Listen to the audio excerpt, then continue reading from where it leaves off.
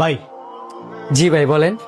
ওই আমার এক প্রতিবেশী গত 3 দিন আগে মারা গেছে।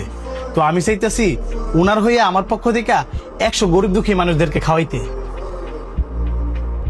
বাহ, আপনি তো অনেক ভালো মনের মানুষ। তো এই লোকটা মারা গেল কেমনে? না খাইতে ভাইয়া মারা গেছে।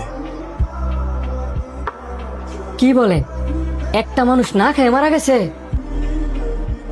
ফ্যামিলি আত্মীয় স্বজন কেউ নাই তো, এই কারণে না খায় মারা গেছে। আত্মীয় স্বজন নাই থাকতে পারে, ফ্যামিলি নাই থাকতে পারে, কিন্তু আপনারা প্রতিবেশী তো আছিলেন। প্রতিবেশী হয়েছে দেখে কি হয়েছে, আমাদেরও তো একটা ফ্যামিলি আছে। আপনার ফ্যামিলির পরে হচ্ছে আপনার প্রতিবেশী। আমাদের নবীজি 3বার আল্লাহ তাআলার কসম খায় কইছে, সে মুমিন ব্যক্তি নয় যার অত্যাচারে তার প্রতিবেশী অতিষ্ঠ।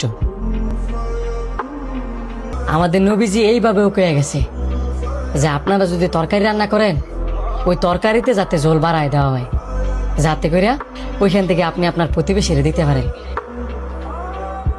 আর আপনাদের নাকি প্রতিবেশী মারা গেছে না খাইতে হইয়া, আর আপনি সেটা কইতেই পারেন না। আফসোস। হাজার হাজার টাকা দান করলেও কোনো ফায়দা নাই যদি কিনা আপনার প্রতিবেশী অনাহারে থাকে।